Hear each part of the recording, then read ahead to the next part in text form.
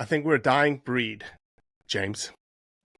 I think you're the first podcast that I've had, and I've done 700 of these, in which I'm interviewing somebody that has a heart like mine, because you're a wetland ecologist. I wouldn't say ecologist, enthusiast. Well, you love wetlands. I'm a swamp guy. I fell in love with swamps when I was 16 years old in the Okavango Delta with my grandfather. And I came home from that and literally walked into university when I was first year. And I said to the professor that became my supervisor in my honors and masters, I said, what do I need to study to become a wetland ecologist? And that was it. The rest is history, as they say. Rest is history, and built 25 years of work in the wetland field, and absolutely love swamps and what they do and how they function and everything that they do for the landscape. And now I get to talk about them in a different light, from a management and wildlife interaction perspective and utilizing them. And it's brilliant. They're special places, aren't they? I think they are special places, man. I think if you rewind the clock like 100 years, they were probably the most evil places in the world. It had this sinister component to them because, obviously you tread in a swamp or a bog or whatnot, and it's like, man, it smells like death in here.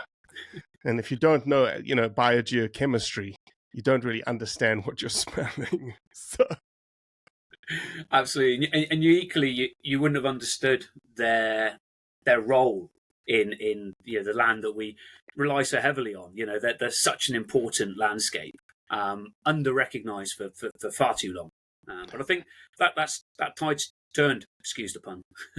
Do you in the UK do you have the similar situation that we faced because America over the last 100 years has lost tremendous amounts of its wetland habitats, and even to the point where the US government put in place a thing called the Swamp Buster program, which was drain your wetlands. Drain your wetlands, we're going to put agriculture in. And then all of a sudden everyone, 50 years later was like, whoa, stop. We need to just change that law. Same thing happened in the UK? Yeah, identical. So shortly after World War II, agriculture was really important. We need to feed a nation. So exactly the same thing. It was draining, filling in ponds, making fields bigger, increased production, feed a nation. So I get the need at the time, but it's been recognised that was a bad move.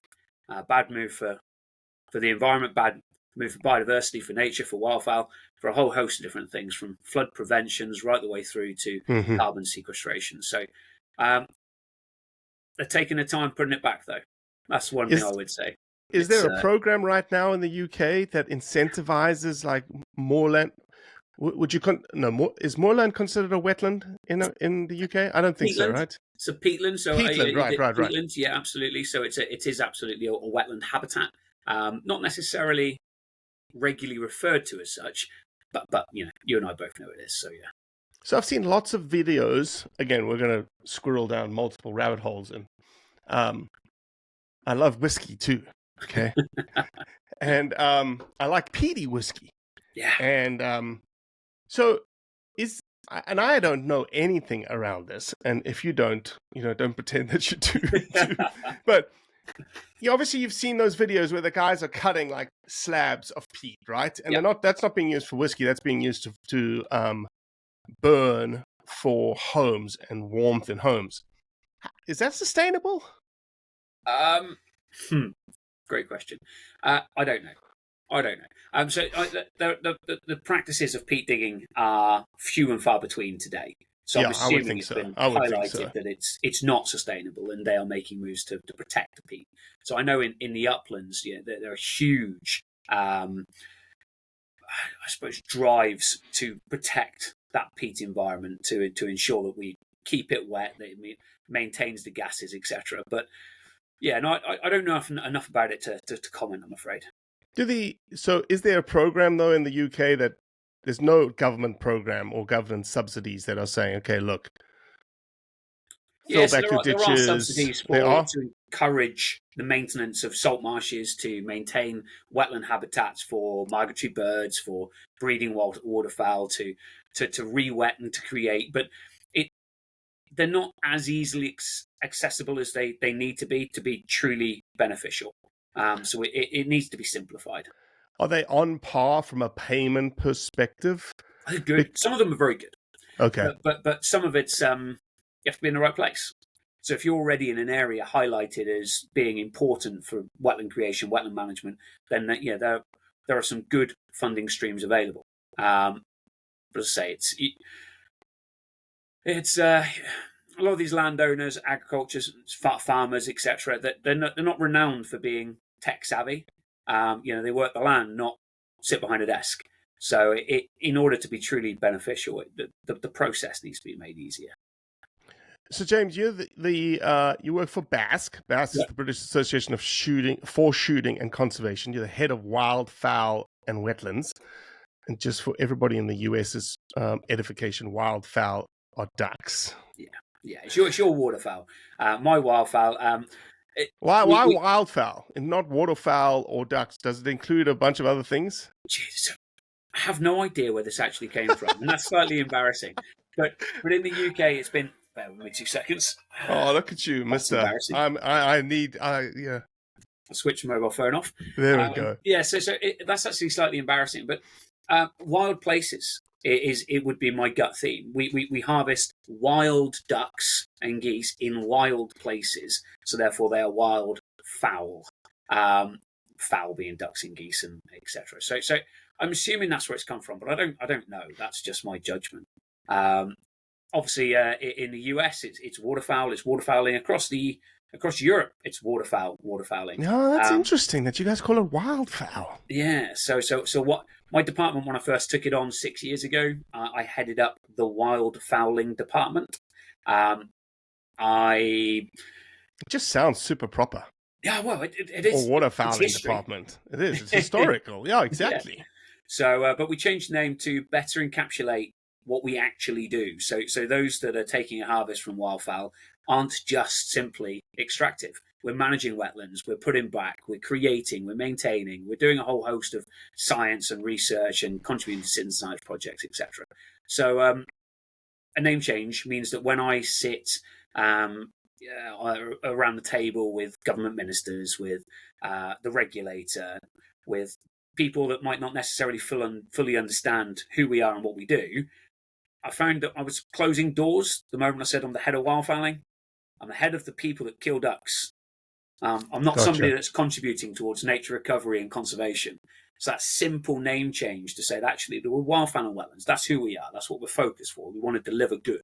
The mechanism for that is that we take a harvest from our wildfowl populations. But that simple change just seemed to open up doors. So it was a worthwhile venture. Yeah, and I think that's, to the whole point of changing narratives. Did you feel like the closing of the doors was occurring because whether it was us being writ large, the hunting community, us being non-profits, BASC, SCI, DSC, anybody that's in that space, were we not doing a good enough job to connect this, look at what we're actually doing on the land versus, oh, you guys are just killers? Yeah, and that's 100%. That's a failing of, I was going to say BASC, but the shooting community at large in the UK. Oh, no, 100%. Shooting community writ large across the world. Particularly in the UK, for the last 45, 50 years, we kept ourselves to ourselves. We kept our head down. We cracked on. We did some good things. There was a growing kind of anti-shooting rhetoric growing within society. And it was simpler, rather than elevating it and fueling the fire, just keep quiet. Oh, dude, you're hitting on exactly. So the analogy I use is this, and nobody's going to take offense to this because it's true. If you rewind the clock 20 years ago, being gay or homosexual, you were in a closet, right? You stayed away from everybody. It was like, whoa, no. Something changed. They decided, screw it. Open the closet door. We're coming out. We're going to let everybody know this is who we are. Hunting did the very opposite thing. Yeah. We came into a closet. We closed the door. Leave us alone. We'll do what we need to do. But every so often, the door gets ripped open. Somebody reaches in, punches us in the nose. Yeah. We come screaming out of the closet, yelling and causing a ruckus, and then we go quiet again and close the door and leave us alone. And what it's done is it means that society don't have a true reflection of what it is that we do. So all of the good that we deliver, from upland moorland keepers protecting huge landscapes to waterfowlers creating wetlands, managing, maintaining, contributing towards citizen science, and all of the good things that we do, nobody knows. So when there is a challenge and we go in and go, hey, but what about this good? They go, well, one, prove it. Correct. In this day and age, science and evidence is key. We want to be making evidence-led, science-based decisions. We don't have that evidence base to be able to prove it. So in many ways, we're going into fight with our hands tied behind our back to an audience that feel like we're towing the conservation rhetoric as a defense mechanism against their attack, rather than a true justification of what it is that we do. And it puts us on the back foot. So, and it's in part down to the change of focus that we've had here at BASC, particularly in the world of wildfowl, of, well, let's take the lead. What does sustainability look like? Where are we going to be in 20 years' time? And how are we going to get there? And that process, I think, has kind of changed that attitude, at least internally, and it's starting to filter out externally into let's own our narrative. Let's ensure that we've got a long-term future. Let's make sure that we've got the evidence base to be able to properly defend what it is that we do, rather than the relying on the counter arguments. Those who want to see an end to our way of life, our existence, just using emotive arguments. We want to base our decisions on facts, and science is the way forward, as you know. Yeah, science is the way forward. I think that the more that I get into this world that I live in, the more that I recognize that there's almost like three overlaying elements that have to come together. All right, science is the leg of the stool. I think you could stand on the other two legs of a proverbial stool. No, let me change it. It's very difficult to put, and why I'm struggling here is that I think you could stand on the two legs of what I'm about to say, but if you had the third leg, the science leg, it's almost indefensible to turn the stool over. Okay, you can stand on the stool, but you can be easily turned over if you've got the other two, and the other two are anecdotal evidence, okay, and emotion.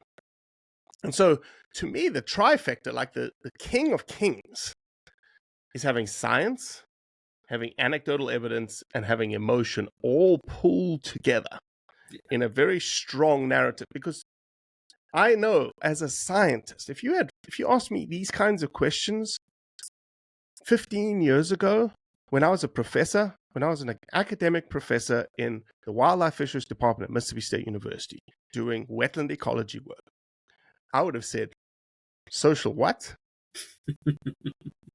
What are we listening to here? Why are we even talking about this kind of stuff? But that's what society is driven by. It's driven by social science, whether they know it or not. It's driven by emotion. It's driven by rhetoric. It's driven by narrative. So why are we not doing the same thing, but also infusing this underpinning of defensible science, that really shows our story in like a very strong light. So you've hit the nail on the head. So it's something that we recognise as an organisation, that social science element is equally as important. And it's kind of how we started this conversation about ensuring that our voice is properly heard at every level. So how do we communicate with governments? How do we communicate with regulators, with the general public, with landowners, and our members and those that shoot? And it does require a different approach. So that social element, that social science element is really important. we've just recently recruited a dedicated social scientist for that purpose. So we're moving in the right directions, which is reassuring to hear. Just make sure that they're interacting with everybody. They're not stuck in a corner and say, "You're the social scientist. You know, we don't interact with you." Kind of the thing. chap we've employed, he's good, and he's forcing himself into every single nook and cranny. So I think that's it's a special set of skills. James, tell me a little bit. Obviously, we've got a lot of hunters that listen to this podcast, but we also got a lot of non-hunters that listen to this podcast. I think a lot of people would, if you'd ask them, like, can you duck hunt in England? Yeah. They'd be like, I don't know. I don't know the answer to that. I've heard that you can. I've seen pictures of people being super, and to the wildfowling component, being super uncomfortable in these tidal creeks, waiting for potentially ducks to come in on the rising tide and get maybe a passing shot at a couple of ducks. Yeah. So that's wildfowling, waterfowl hunting in its truest sense. So if you go back to how BASC was formed, it was formed in 1908 as WAGB, which was the Wildfowlers Association of Great Britain and Ireland. Oh, so BASC was based on wildfowling. Like, that is the thing it was based on. Cemented to our core, absolutely. Awesome. So and those forward-thinking individuals in a little black hut up on the banks of the Humber estuary realised that there were threats to the future of their way. What were the threats then? So it was impacts to habitat, drainage, and protectionists trying to limit the ability to harvest wildfowl. No, it hasn't changed in 120 years. Exactly the same threats we face today. So they were really pioneering. You know, if you go back 1908 to think to yourselves that we're going to set up this organisation, it's going to give us all a voice. At that time, it's almost like Teddy Roosevelt-esque. Like, yeah, it's good. It's like, jeez, that's when Teddy was thinking about national park systems and putting the Pittman-Robertson Act in place and Dingell-Johnson Act in place in the US. Some big things that if you tried to achieve today, you would never get it done. You wouldn't get them over the line. You know, timing's everything. Mm-hmm. So at the time in the UK, it was we still had market gunners, so people making subsistence financially and from food by taking a harvest from wildfowl during the winter time, send them on trains up to London, selling, etc. Those people during the summer were fishermen. They made their living off the land, and obviously that. Any challenges to the quarry that we can harvest or the habitats that are required would significantly impact on those generations. So WAGB was formed.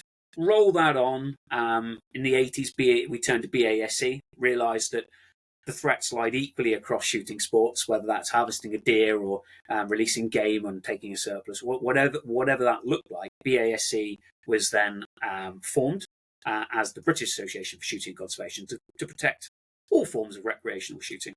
The days of the market gunner is now long gone, but the principles of taking a harvest to feed your family, to give to friends from a wild population in a truly sustainable way still lives long. Wildfowling clubs, there's a structure within the UK, so we have clubs right the way across the country that kind of came together, many of which around the 1954 Birds Act, a few a little bit later in the 1980s. Some of these clubs are 75, 80 years old. And that's history. I love history. It's fantastic. So, and they basically provide their own management approach to managing wildfowling in small areas. So that might be just a few hundred meters of marsh on an estuary to 23 plus kilometers of an estuary. Now, is this all private land that these clubs are over, or is it public land? Huge mix.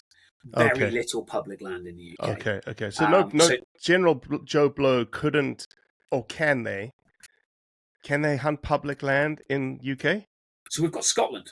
So we have a recreational right of access to the foreshore in Scotland. So we can go and chase wildfowl recreationally. And that's the only area of open access. There's one tiny area in England, but the rest of it is owned by the Crown Estate or private ownership, or by the wildfowling clubs themselves that have rallied together and managed to purchase the land that they now hunt over. These wildfowling clubs, you said 75 to 80 years old. I'm assuming, do you find generational families in these wildfowling clubs? Yeah, right at the core. Yeah. And some of those families will date back to the days of the market gunners. You know, they were the people that were the salt of the earth, that they lived and breathed those environments, 100 years ago. And again, that history, it's so important. There's a lot to be learned from it. And unfortunately, it seems to vanish. Doesn't stay forever, does it? So these wildfowling clubs are working their own ground, their own Yep. private grounds. Does the government put on them a quota, a limit in terms of, is it species or is it a bag of ducks? Like, how does it work in terms of taking? Yes, it's really different here in the UK. I mean, in the UK, we're heavily regulated in some areas and not regulated at all in others. And wildfowling, in its truest sense, on the foreshore, we have protected areas, protected sites. So areas of ecological importance for an abundance of a certain species. So if we hold, let's say, 10% of Europe's population of pink-footed geese on a certain estuary, whatever that figure is, we'll designate it as a special protection area. That's a European designation, or a SSSI as a UK designation. The moment you put that statutory designation onto the site, there are legal frameworks that you have to jump through in order to carry on shooting. We have the regulators in the UK then analyse and work out whether your act, what you request to do, is sustainable and compatible with the nature conservation objectives of the site. That comes in the form of a consent. It's an ecological permission. And it's done at a site level. So that very small area used to hold X number of birds. It's now holding Y. Yep. And they can be unbelievably precautionary in their approach to saying. And who's they? DEFRA? Natural England. So government Quango. So okay. Natural England sits below DEFRA or alongside DEFRA. And basically they'll review it and go, well, it's designated for widgeon. It used to have 1,000. It's now only got 500. And you, Mr. Wildfowling Club, you want to shoot 20. Well, we need to restore the population back up to 1,000. Therefore, we're not going to let you shoot your 20 widgeons, so you can't shoot any more widgeon. Okay, so is the government in that scenario? What is the government doing to take it from 500 to 1,000? Nothing. And this is the frustration.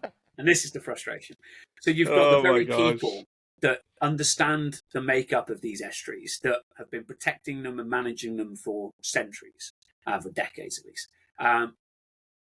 And I have a vested interest, more wildfowl, better wildfowling, more enjoyment, bigger harvest. It's all good, right? So what they're doing is alienating one of only a handful of people that are even care, not exactly. Even just care, but have the skill set, the mindset, the willingness to get out there into these places and undertake some practical conservation work. So it is very perverse, the outcomes, but this is BASC's jobs, is to try and revert that back to some kind of level playing field. Are you guys taking census? So let's just use that widgeon example that you created. Who is determining on an annual basis the number of widgeon? Don't get me started. So we've got a brilliant data set in the UK. We've got something referred to as WEBS, Wetland Bird Survey. It's undertaken by volunteers right the way across the country for the BTO. Nice. Like a citizen science app kind of scenario. Absolutely. It's great. Yeah. And it's been running since the 60s, 70s, long-term data set. And that's brilliant because over that long-term data set with the same methodology, you get to see trends. Brilliant. The problem is, because when the designations came in, they had conservation objectives with them, which says this site's now being designated and should have X. That's now a legally binding obligation. That X never changes? The X never changes. One, we're trying to play God with something which we can't. The X never changes. When was, and so again, let's use our widgeon example. Yeah. When was the X put in place? 1970? 1980s, most of it, 80s, 90s. And so nothing has changed since 1980, right? Life's changed a lot. The world's changed.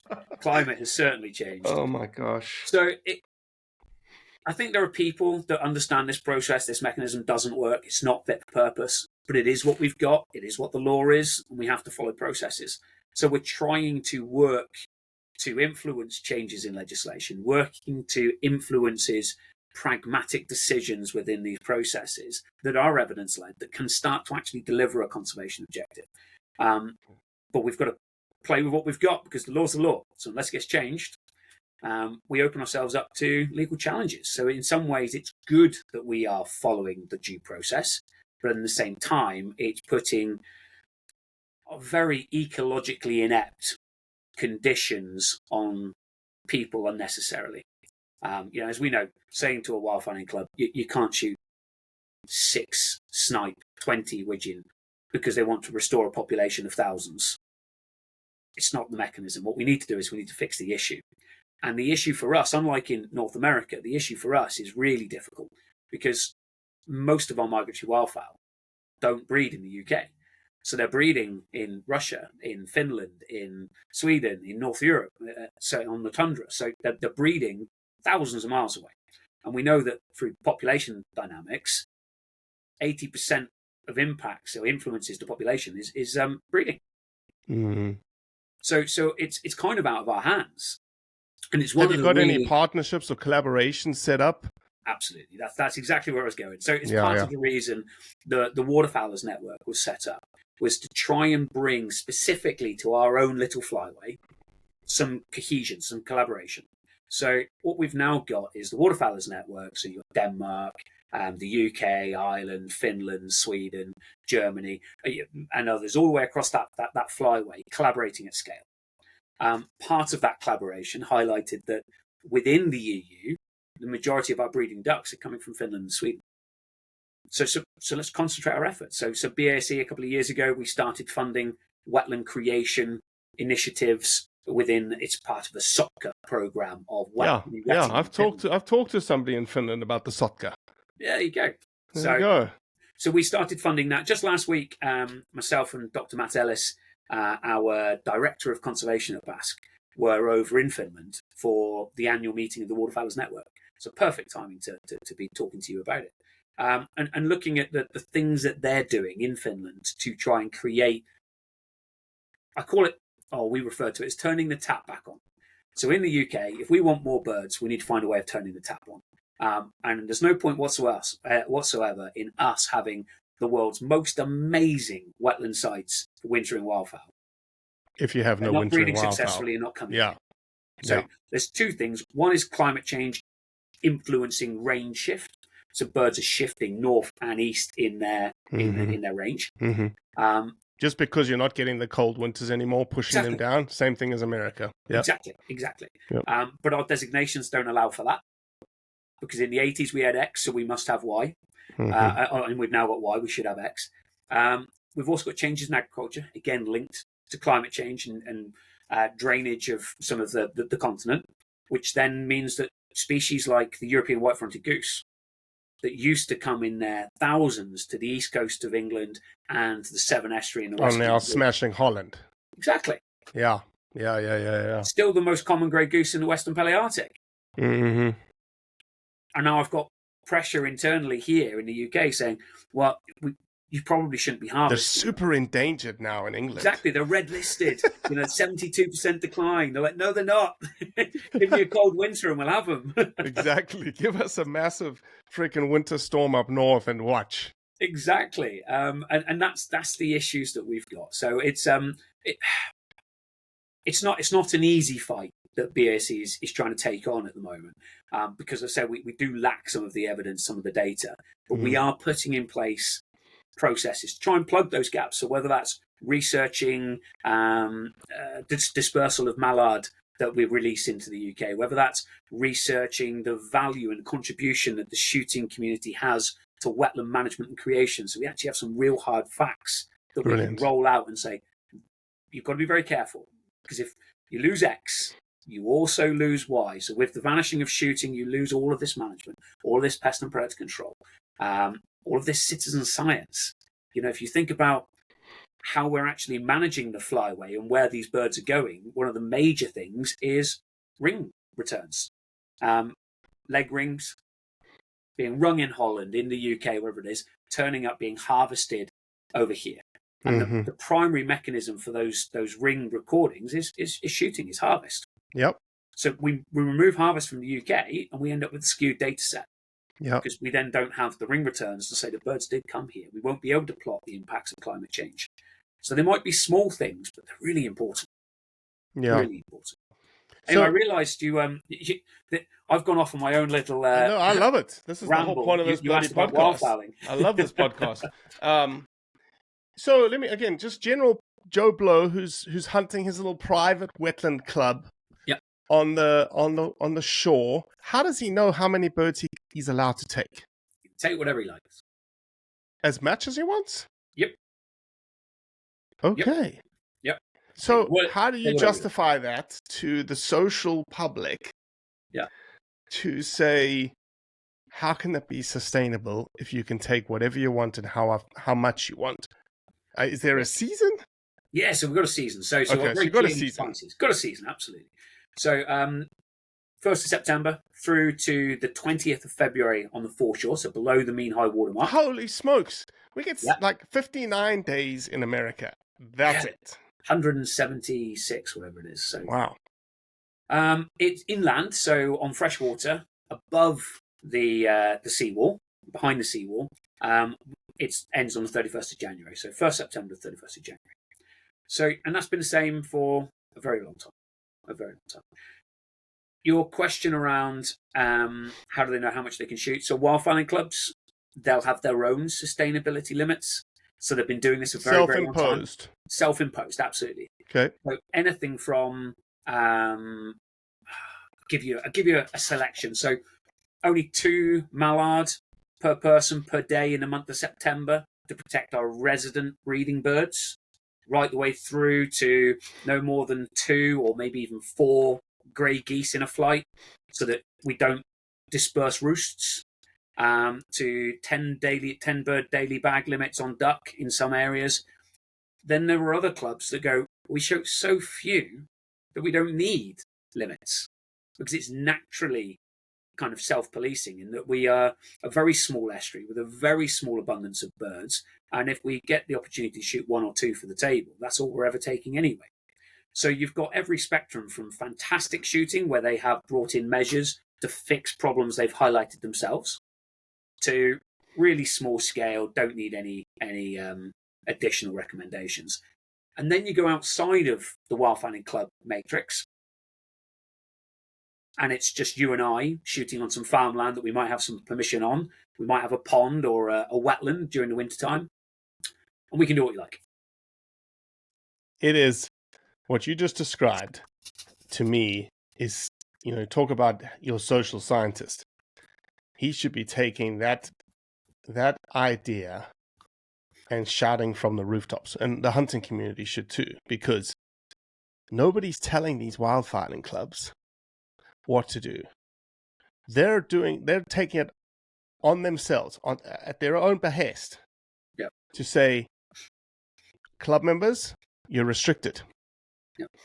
And so, just the mere fact that somebody says you're restricted, without a government regulation saying you're restricted, without a governmental organization saying you're restricted, says what?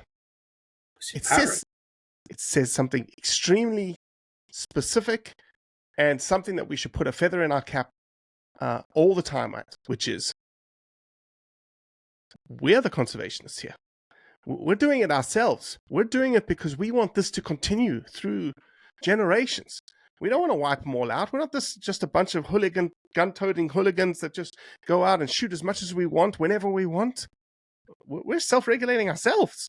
Absolutely.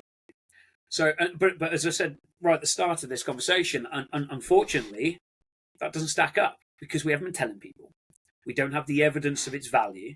We don't know what it looked like before they put in place their restrictions. We don't know what it looks like after in terms of the data, the science, the evidence.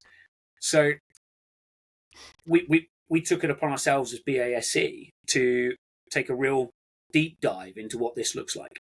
So we became aware that we had our governments were going to be reviewing our quarry list.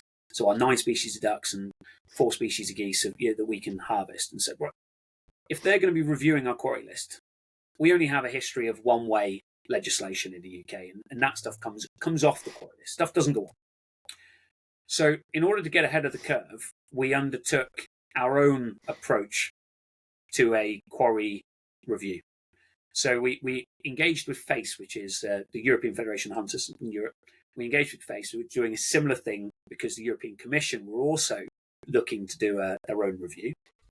And we basically reviewed 1,500 to 2,000 peer-reviewed scientific papers on all of the quarry species about everything from what the reasons for the population level impacts are, through to sustainable harvest levels, through to conservation initiatives that could be put in place to recover populations, and ended up creating our own internal framework of, if we can put a bird in at the top, kind of come out of this framework with a recommendation that says, no, harvest in the UK is currently completely sustainable. Maybe we should be even shooting more. Right the way up to, actually, we've got big questions here. Should we be harvesting this bird? So we did that review. We also took it to our internal wildfowling liaison committee, which is where BASC brings a load of experts within the wildfowling world from across the UK and brings them in-house and says, right, you guys are externals. We want some checks and balances internally at BASC to make sure that we're driving forward in the right direction. We want you to sense check. We've got this threat. Government are going to do these reviews. We've undertaken this review. We've found out all these things. Now what do we do? Do we wait for government to say, these are our recommendations, and we are planning to remove X species or change these seasons? Or do we go on the front foot? And do we go to government? Do we go to DEFRA and say, this is what we think? And at a similar time, Republic of Ireland announced the removal of 4 species from the quarry list.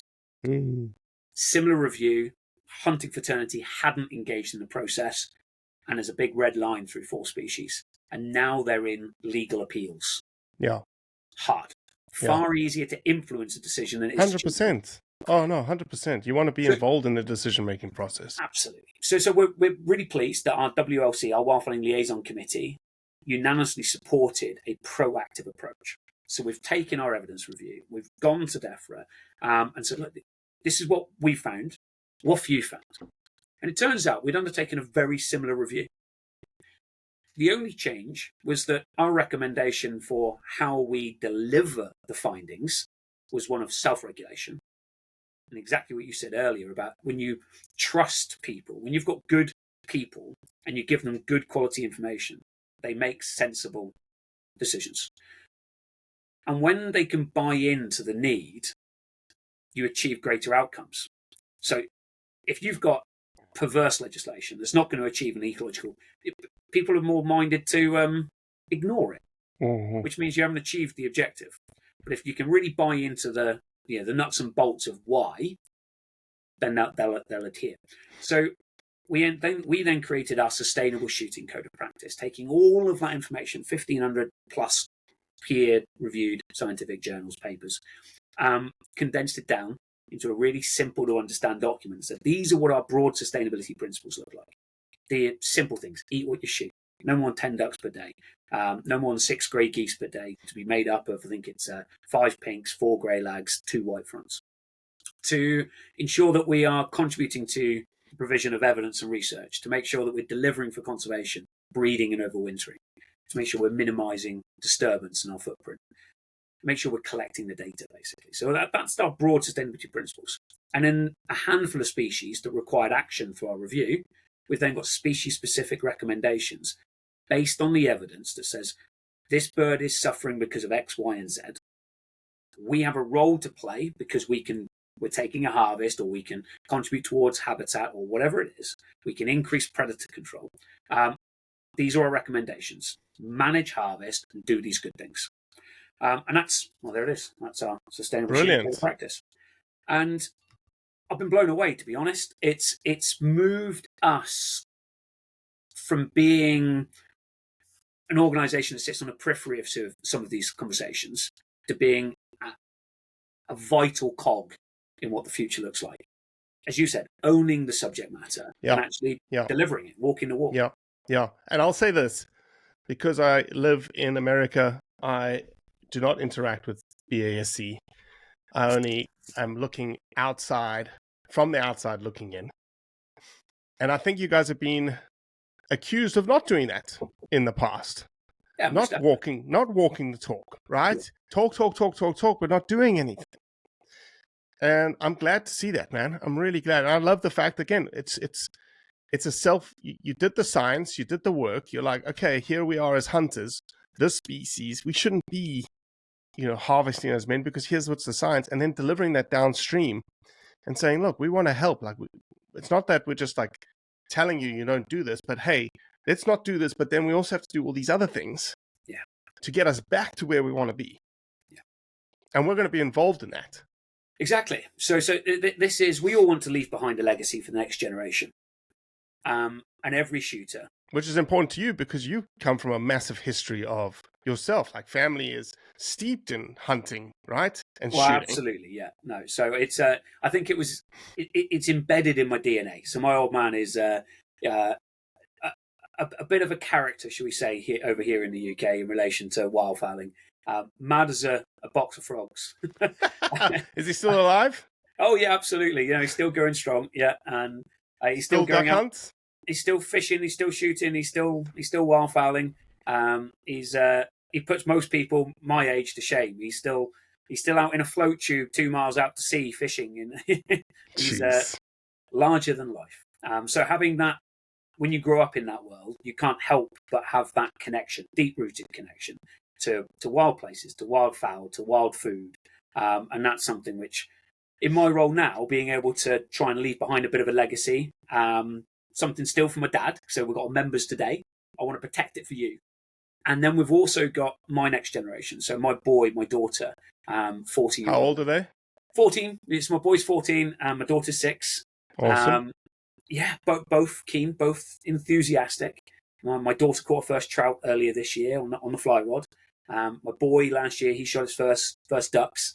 Sweet. So really cool. And they completely understand that that's where food comes from. It's what we eat. It's what we live off. There's nothing more natural and normal than that.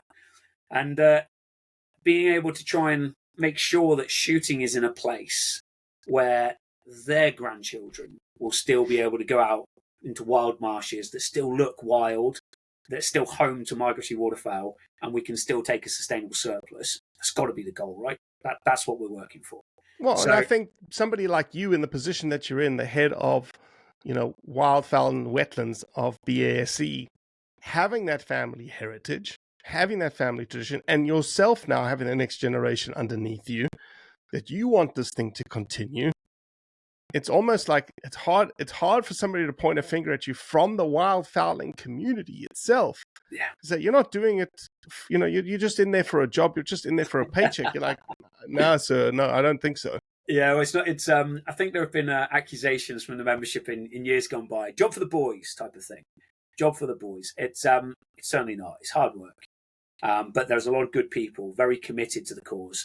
It doesn't matter if it's boys or girls, as long as if you've got this commitment to doing the right thing for the hunting community, and unfortunately, some people have it, some people don't. But if you've got you've got a heritage in it, like you do, and that you're investing now into the next generation, it certainly brings in an added level of passion and commitment that somebody who can't bring to the table. And I'm sorry if that is, if that's offensive to someone, because, I don't get an opportunity to be in the position that James is in. Okay, you may have the academic credentials. That's all good and well, but we know you need more than that. Absolutely, yeah. So that's really pleasing to hear. No, I appreciate that, Robbie. Thank you. We've all got a role to play, and it's not to diminish the roles that others are playing, because, as I say, every single person's got to play their part. If we are going to have a long-term future, it requires everybody from government to CEOs of organisations like BASC to the individual members of staff, right the way down to the biggest voice that we've got, and that's the hunters, the shooters themselves. And if they all step up, adhere to simple principles within the Sustainable Shooting Code, they start providing data, evidence, start tailoring their conservation interventions to be a little bit more beneficial, then we can make some serious inroads into nature recovery. And if we do that, we'll have a long, long future, I'm certain of it. So exciting times ahead, Robbie. James, just last question here. I know the UK practices from a deer perspective that you can sell the animal, right? You can sell the animal into the system, you can make money. Same thing with wildfowl, or no? Great question. So historically, absolutely yes. So the days of the market gunner, that was the thing. I think it was part of the 54 Bird Act, but the provision to sell geese was removed. So you cannot sell wild geese. So that is purely for personal consumption. Wildfowl, with the exception of gadwall, weirdly, I don't know why, can be sold. One bird species. Yeah, you just can't sell that guy. Yeah, exactly. Gadwall, no. The rest of them, yeah, crack on. So yes, I can sell wild ducks.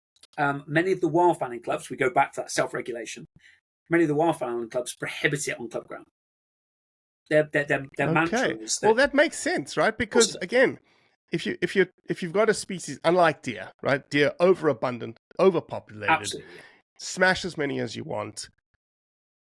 Obviously, ducks very much more sensitive. Habitats aren't in the same place, as we've all talked about. It makes sense. We're taking a sustainable surplus. We're not making money. We're not exploiting a wild population. That's the mantra here. But there are still areas where that's happening. You know, people will be selling wild ducks. But I don't think that's malice. It's a lack of knowledge. And that's part of the code. You know, that eat what you shoot. You know, do it for yourself. Don't take what you can, take what you need. And I think that's something which, as you grow up, you kind of learn. You know, as a young wildfowler, you think, this is great. I'm having a great morning, and I've shot a few duck. And you think, wouldn't it be great if I shot a few more?